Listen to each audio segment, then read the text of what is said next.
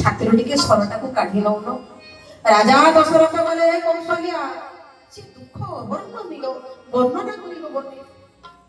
ଛାତିରୁ ଯେତେବେଳେ ସରଟାକୁ କାଢିଲି କହିଲେ ଓଙ୍କାର କହି ଛାଡ଼ିସି ପ୍ରାଣ। ଶ୍ରବଣ କୁମାର ମୃତ୍ୟୁବରଣ କଲା। କାନ୍ଧରେ ପକେଇଲି ଶବକୁ, ଜଳପାତ୍ରକୁ ଧରିଲି, ଫଳକୁ ଧରିଲି। ମୁଁ ଯେତେବେଳେ ଯାଉଛି ଅନ୍ଧ ଲୋକ ଅପେକ୍ଷା କରିଛନ୍ତି ଭୋକ କେତେବେଳେ ଆସିବ। ଆମେ ଜଳ ଟିକେ ପାନ କରିବୁ, ଫଳ ଦିଟା ଭକ୍ଷଣ କରିବୁ।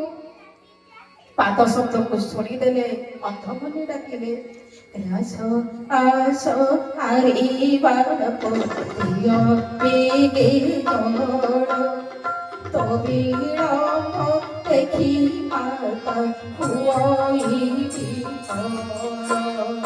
ଶ୍ରୀରାମ ଜୟ ରାମ ଜୟ ଜୟ ରାମ ଶ୍ରୀରାମ ଜୟ ରାମ ଜୟ ଜୟ ରାମ।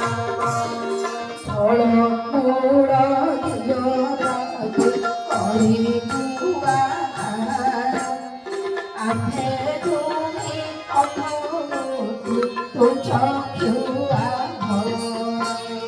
ଶ୍ରୀରାମ ଜୟ ରାମ ଜୟ ଜୟ ରାମ ଶ୍ରୀରାମ ଜୟ ରାମ ଜୟ ଜୟ ରାମ।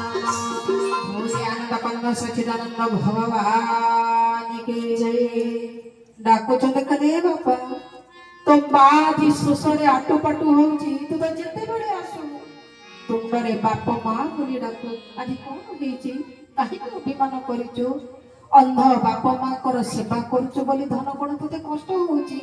ହେଲେ ତୁ ଯୋଉ ପର୍ଯ୍ୟନ୍ତ ତୁଣ୍ଡରେ ଆମକୁ ବାପ ମା ବୋଲି ନ ଡାକିବୁ ଆମେ ମରିଯିବୁ, କିନ୍ତୁ ଜଳ ସ୍ପର୍ଶ କରିବନି। ରାଜା ଦଶରଥ କହିଲେ କୌଶଲ୍ୟା ଭାରି କଷ୍ଟ ଲାଗିଲା। କଲି କଣ? ଶ୍ରବଣ କୁମାରର ମୃତ ଶରୀରଟାକୁ ଶୁଆଇ ଦେଲି, ଜଳ ପାତ୍ରକୁ ରଖିଲି, ଫଳକୁ ରଖିଲି, ପ୍ରଣାମଟିଏ କଲି, ଆଉ